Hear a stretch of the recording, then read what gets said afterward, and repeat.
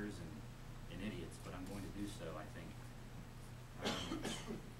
I've seen on the website, on the internet, a blog posting, and I never wanted to acknowledge the existence of the blog posting because it's completely erroneous on most occasions, almost all occasions. But most recently, there was a blog posting,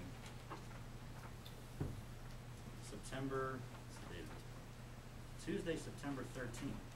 And my first question is, if there's anybody in the room who is the author or authors of this blog, please raise your hand or acknowledge who you are, because I do have some questions that I don't necessarily have to ask of you during this meeting. But both myself and my dad are mentioned in this blog is that we were both aware, this is all relative to the Fort Cherry football uniforms, that we were both aware that orders for the uniforms were placed most likely as early as January, and assuming they meant January of 2011, and that Soroka and the Millers were allegedly involved in the ordering of the process from the beginning, and that instead of taking responsibility for placing an order without board approval, Soroka chose to deny that order had been placed. Dinnan and the Millers went along with the deception. That's crossing the line right there.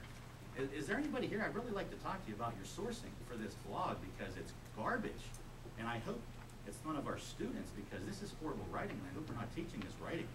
The grammar's terrible, the setup is terrible, the evidence is horrible. Then there was another one relative to Dr. Dinnan's credentials. There have been numerous ones there. And there was one saying, in addition, the evidence that was given to the board members, Ray Miller and Brant Miller, evidence the Millers chose to ignore, was given to the Avella School District. Well, that evidence was given to us by Miss Vicki Loff.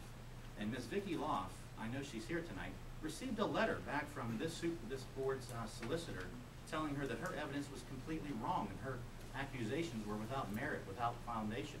So we did not ignore anything. This blogging needs to stop. Whoever it is, if you want to do something positive, this isn't helping.